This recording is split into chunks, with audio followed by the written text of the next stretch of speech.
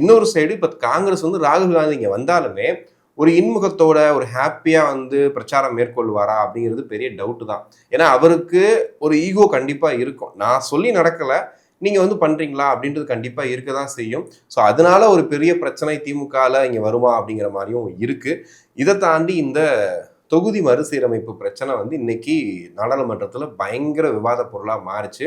ராகுல் காந்தி அவர்கள் left and right வாங்கிட்டாருன்ற மாதிரி நிறைய விஷயங்களை கேட்டிருந்தாரு. குறிப்பா தென் மாநிலங்களோட அங்கீகாரத்தை நீங்க கெடுக்குறீங்க, நீங்க இப்படி பண்ணக்கூடாது அப்படின்னு சொல்றதுக்கு அங்க அமித்ஷா அவர்கள் ஒரு விளக்கம் சொல்றாரு. என்ன சொல்றாரு அப்படின்னா, இப்போ நம்ம வந்து இதோட நம்பர்ஸை இன்க்ரீஸ் பண்றோம். அப்ப இன்க்ரீஸ் பண்ணும்போது பாத்தீங்கன்னா, இப்ப தமிழ்நாட்டுல 39 தான் இருக்கு. இது 57 ஆகிறதுக்கும் 59 ஆகிறதுக்கும் வாய்ப்புகள் நிறைய இருக்கு.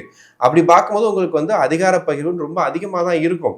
ஸோ இங்க ஒரு விஷயம் பண்ணும்போது உங்களுக்கும் ஒரு பெரிய அதிகாரம் இருக்கும் அப்படிங்கிற மாதிரி சொல்றாங்க.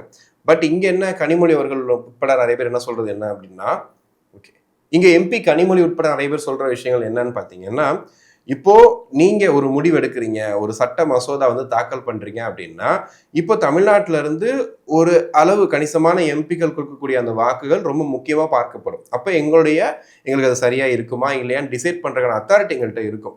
ஆனா நீங்க பண்ற விஷயங்கள் என்ன ஆகும் அப்படின்னா, ஒரு கணிசமான இது வந்து வட இந்தியாலே கிடைச்சிடும். அப்ப வட மாநிலங்களே உங்களுக்கு மேக்சிமம் வந்து உங்களுக்கு அந்த ஓட்டு கிடைச்சிடும் போது எங்களை கன்சிடரே பண்ணாம விட்டுருவீங்க. ஸோ அதுக்கு தான் நீங்க பிளான் பண்றீங்க அப்படின்ற மாதிரி சொல்றாங்க.